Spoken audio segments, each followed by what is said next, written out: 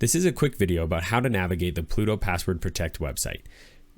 To get there, you go to ca-clover.passportalmsp.com, and I would highly recommend bookmarking this once you've signed in, because it's much easier to log into after the fact. So once you land here, there's a form here, and we talked about the organization key during the activation setup, but just as a reminder, that's the company-wide password essentially, and that will either have been given to you by a Pluto microbusiness employee or by the person in your business who's in charge of the Passportal. Now you can pause this video and fill in this information and unpause the video afterwards. All right, so now that you've filled in your information with your email, your password, and the correct organization key, I always recommend hitting the Remember Organization key. That way, when you are signed out after time, it won't ask you to put that key in every time.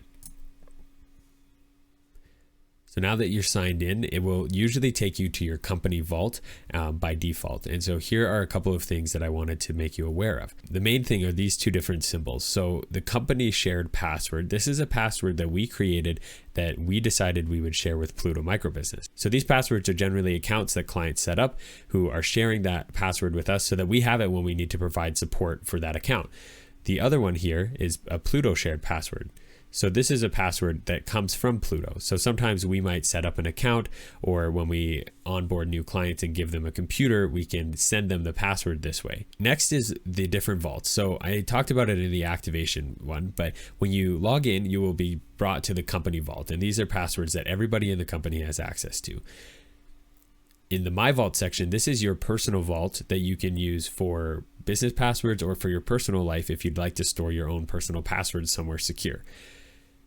Now, when you make a password here, you can also move it to the company vault. So if the rest of the team needs to know this password, you can move it. To do so, you click in the three dots on this one, and you just have to hit Move Credential.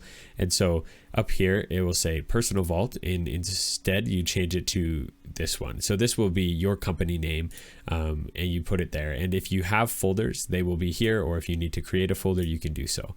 But if you save, you can see that it goes away from the personal vault and will show up here in the company vault.